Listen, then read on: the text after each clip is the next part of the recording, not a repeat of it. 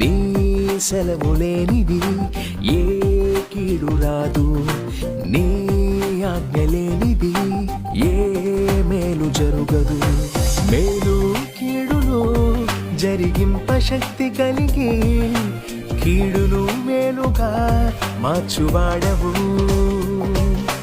మేలు కీడును జరిగింప శక్తి కలిగి కీడును మేలుగా మార్చువాడవు. నిన్న నేడు రేపు ఏకరీతిగా ఉన్నవాడవు. యుగ యుగములలో నీవే అద్వితీయ దేవుడవు. నిన్న నేడు రేపు ఏకరీతిగా ఉన్నవాడవు.